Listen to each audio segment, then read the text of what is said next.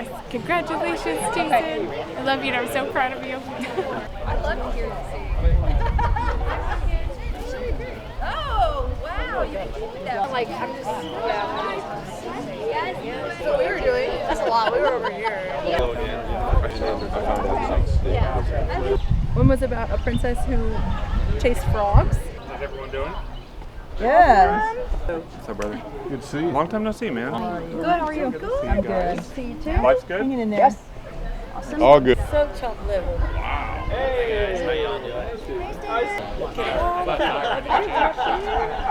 Rosie's over here. Satisfied by faster than myself. What'd you do over at Ash's house? Oh, say, can you see by the dawn's early light what so proudly we hailed at the twilight's last gleaming, whose broad stripes and bright stars through the perilous fight o'er the ramparts we watched were so gallantly streaming, and the rocket's red glare, the bombs bursting in air, gave proof through the night that our flag was still there. Oh, say does that star-spangled banner yet wave o'er the land of the free and the home of the brave?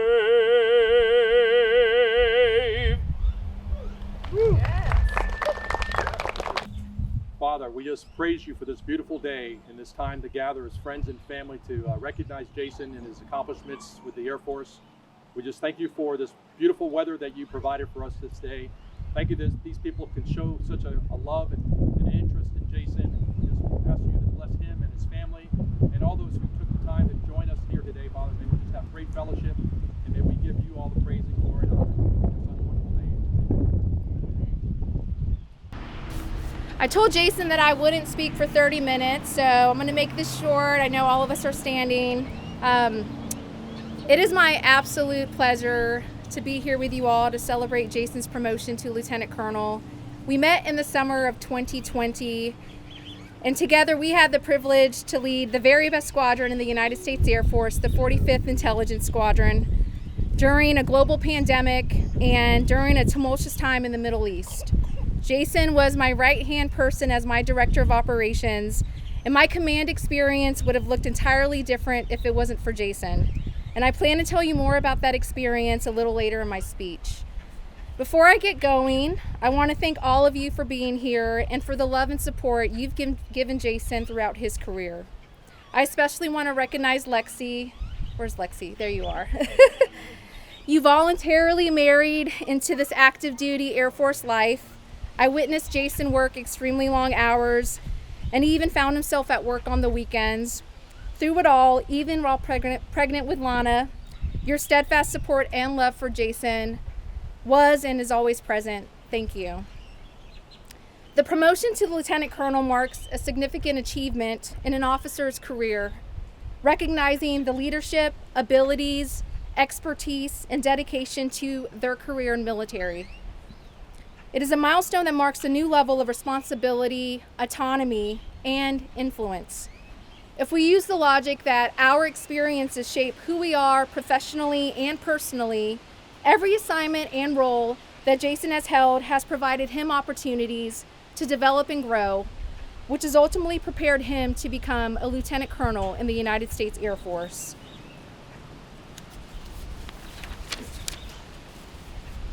Now, I know what some of you may be thinking. Is Jason a spy in the Air Force? Being a spy isn't easy. It's all about staying undercover, keeping a low profile, and blending in with the crowd. And if you know Jason, that's not Jason at all. He's actually quite the opposite, and I'm not that good at keeping secrets. If you look at Jason's records, you will see a consistent theme of exceptional job performance, award recognition at various levels, and stratifications within the top 5 to 10% of his peer group. You will be impressed with his ability to drive mission success wherever he goes. And I want to take this time to highlight some experiences that I know helped shape him into the leader he is today. Jason has dedicated 5 years providing intelligence analysis support to notable manned and unmanned aircraft used by the United States Air Force. The U-2 Dragon Lady, the RQ-4 Global Hawk, the MC-12 Liberty, and the MQ-9 Reaper.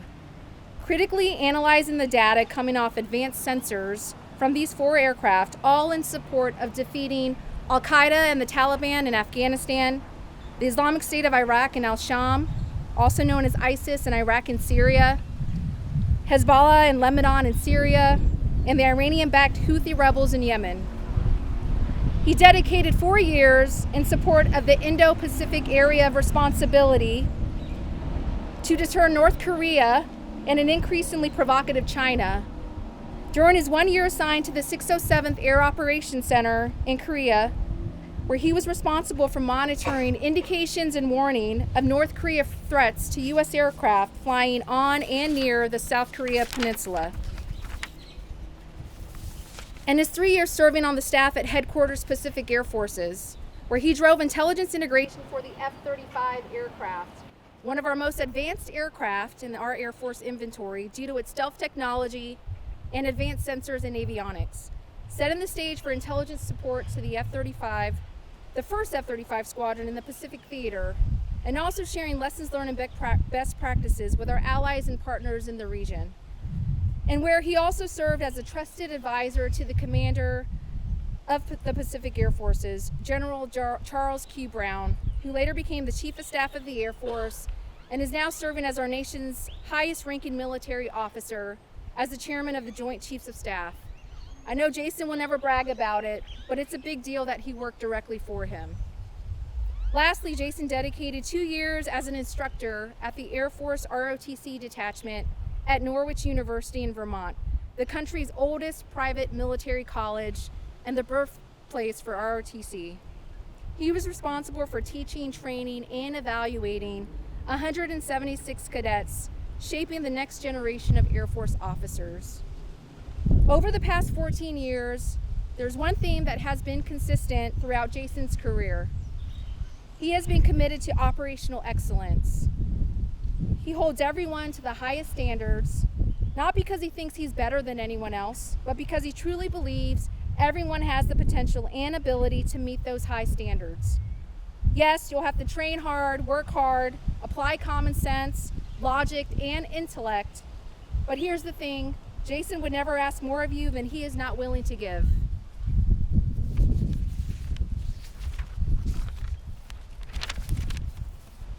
Jason has mastered the art of operational excellence.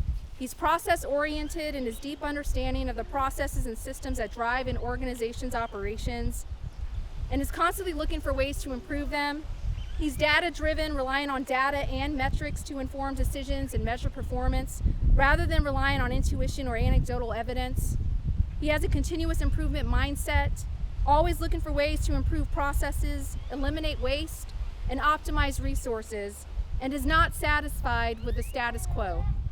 He's proactive in anticipating and mitigating potential problems rather than simply reacting to them as they occur. He's results-oriented, focused on achieving specific, measurable goals, and willing to make tough decisions to ensure that those goals are met. And he has a genuine passion for achieving operational excellence and is driven to make a positive impact on the organization. Jason is what I describe as an impact player. I spoke of this during my change of command speech. The concept of an impact player is notably described by Liz Wiseman in her book, Impact Players, How to Take the Lead, Play Bigger, and Multiply Your Impact. In this work, Wiseman outlines the characteristics and behaviors of individuals who make a significant positive difference. in their organizations, focusing on how they contribute effectively and enhance team performance. This individual constantly goes above and beyond, bringing a high level of energy, creativity, and determination to their work. I also said this during my change of command speech. Because of Jason's leadership, our airmen experienced mission enhancements across medium altitude, full motion video, and our analysis and exploitation teams. He successfully led 215 airmen in conducting analytical support for the largest non-combatant evacuation operation airlift in U.S. history, facilitating the safe evacuation of 124,000 people from Afghanistan. He operationalized an artificial intelligence tool that automated and augmented workflows for our crews, ultimately allowing our airmen to focus their brain power on critical thinking and analysis. He advocated deeply to ensure our airmen have the training, systems, tools, inclusion, and recognition which enabled them to effectively execute the mission. We were a dream team, and we were able to relish in our many small wins over those 2 years. Because of my confidence in Jason's abilities to direct operations for 215 airmen, he allowed me the time and space to focus my efforts on taking care of airmen. You've probably heard the saying, it is lonely at the top. Command can be a lonely place, but I realized it wasn't because I had teammates like Jason. He became my sounding board and a huge support system for me. We were quite the dynamic duo, and I truly believe we could have conquered anything together. I'll forever be grateful for our time together and the friendship we built. Jason, you are one of the most intelligent, hardworking, and professional officers that I know. I am most confident you, Lieutenant Colonel Jason Rimlin, will be impactful, successful, and exactly the leader our Air Force needs over the next couple of years. I cannot wait to see you as a squadron commander. You'll be phenomenal. Our mascot was an owl, so we had 2 years of owl puns, and so I said phenomenal, not phenomenal. Hootie hoo. Congratulations, my friend.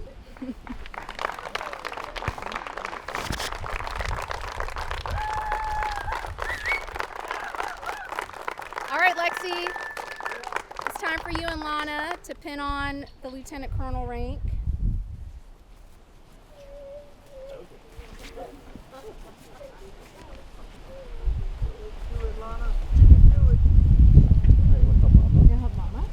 Can you hold this? Do you want for me, please? I'll hold it. It's fine.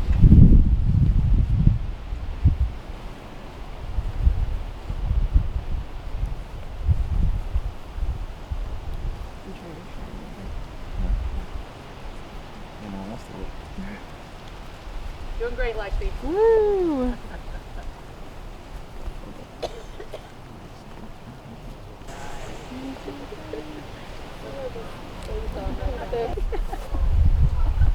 Okay, so we're going to reaffirm the oath of office. Yep. Raise your right hand. I state your name. I, Jason Paul Rimlin, Having been appointed Lieutenant Colonel of the United States Air Force, having been appointed Lieutenant Colonel in the United States Air Force, do solemnly swear to support and defend do solemnly swear to support and defend the Constitution of the United States the Constitution of the United States against all enemies, foreign and domestic, against all enemies, foreign and domestic, that I will bear true faith and allegiance to the same, that I will bear true faith and allegiance to the same, that I take this obligation freely that I take this obligation freely, without any mental reservation or purpose of evasion, without any mental reservation or purpose of evasion, and I will discharge the duties of the office and I will discharge the duties of the office upon which I'm about to enter. upon which I'm about to enter. So help me God. So help me God.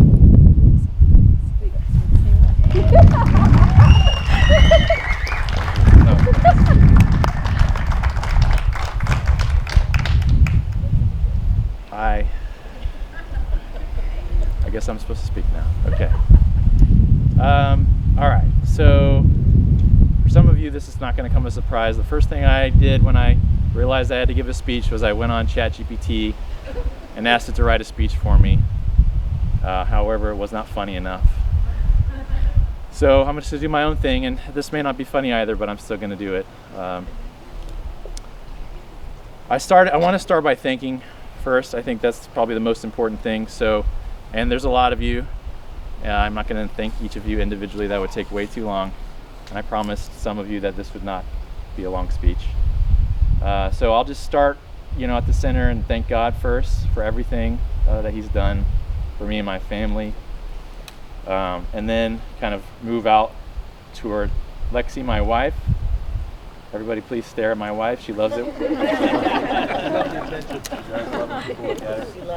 And then my two adorable kids. They haven't really done anything yet, but they are very cute. And I'm not biased. They really are. So I just want to thank them. I want to thank my parents, mom and dad, the matriarch and the patriarch. Thanks for making me. No problem. I wouldn't be here without you. No problem. And I think everybody here knows my dad was also in the Air Force, Lieutenant Colonel. So this is kind of weird. And of all the four kids, I'm the only one who also in the Air Force. So Dad, keep that in mind when you're deciding who gets what.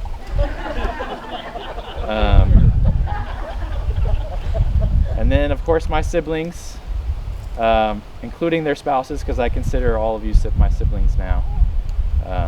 I want to thank you guys for all your support and for showing up at all the places we end up moving to. I know Hawaii is a hard place to visit, Vermont's a hard place to visit, California is a hard place to visit, but thank you for coming. Even my parents even went to Korea and visited me there, so that was pretty impressive. And my grandpa went with them as well. Thank you to the rest of the family and friends that are here, and then thank you for the few of you who are just here for the food and drink. I know that's the only reason you guys came, but I still appreciate you being here.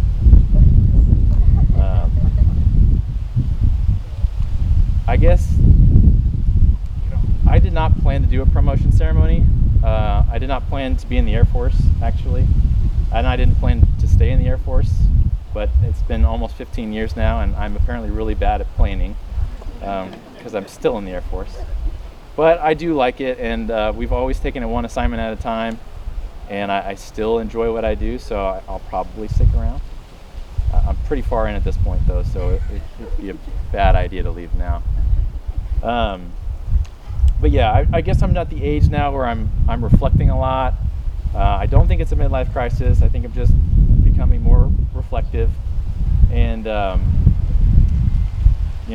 think about a lot of different things. I think about how great this country is. I think about how we have to defeat the Chinese Communist Party, or CCP, which is an acronym for Ashley, wherever she is. There you are. I think this country is great. I want to make America great one more time. Is that how it goes? No? Close enough. So I really I'm thinking about all the things I've done. I'm thinking about the places I've been, the things I've learned, and how can I use that to make the Air Force, America, the world a better place. So that's kind of been a big thing that I've thought about, and I just want to re-emphasize that we still are the greatest country in the world, but we aren't guaranteed that, and there are people, China mostly, who are trying to. If any of you didn't think I was going to talk about China during this speech, you're out of your mind. But I want to stay number one. I want to stay the greatest country in the world, and so we gotta make sure that we are focused on the big picture and not get caught up in petty grievances and unimportant things, so that we can earn the right to be number one. So I think that's really important, and I want to remind us all, not that you guys need reminding, but remind us all that we have to earn the right to be the greatest country in the world. For those of you who don't know, I'm also closing in on 40 years old, pretty fast. March, actually. So I think JR will be happy that he's no longer the only 40-year-old in the group, and that's because Bevan's 39 for the rest of her life. You're welcome, Bevan. But yeah, I just, once you get close to 40, you start thinking about lessons that you've learned in life.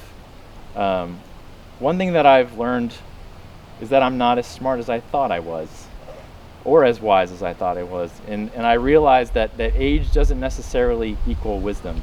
Like obviously age gives you the opportunity for experience, but it's the kinds of experiences you have, and it's the intellectual humility with which you engage with those experiences and reflect on those experiences. That to me is what produces wisdom. And I think the key aspect of that is the humility part. And humility is a hard thing for a lot of people, and so I just want to reemphasize the importance of humility when we're engaged in conversations and when we're engaging with the world.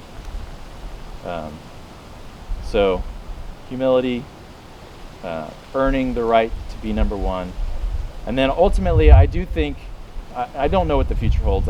Part of my job is to kind of think about what the future holds, but I don't know. I do know though, like I think I still have reason to be optimistic. I see a lot of patriotic Americans standing here, or I see what America is still capable of in a lot of different ways, science and technology, but also just like freedom, democracy, the big things. I just see a lot of patriotism and opportunity and potential still in America, and that gives me cause to be optimistic. I also know that God's in charge, and so like it really doesn't matter. Like He's got it. I don't think we need to worry too much about it. And I also know that one of either the Rimland, the Albart, or the Bullis kids will probably be president one day, and they'll solve all our problems. So yeah, I'm looking at you. So I guess I want to end on an optimistic note. I want to end by saying thank you again for being here. I know the weather's rough in Texas. It's very 75 and sunny. It's hard to, I know you had to brave the weather to get here. I appreciate that. But I do want to say thank you for coming. Thank you for sharing this moment, this small moment with me and my family.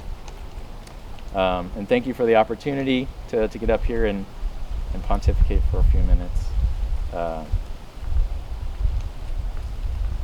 Lieutenant Colonel is an important milestone. I don't know, what comes next after this, but I am humbled that I have the opportunity, and I'm going to try to make the most of it, try to keep America safe. And I just want to say God bless you all, and God bless America. Yeah, bud.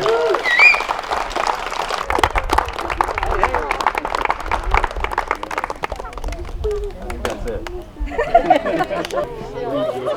No, I thought it was like something to pop out. That's my 10th time tripping something, Dad. My 10th time. With 6 kids and I still got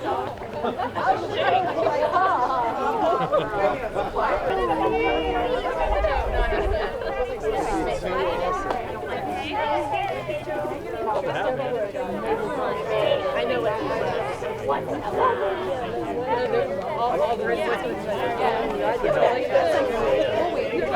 I think she said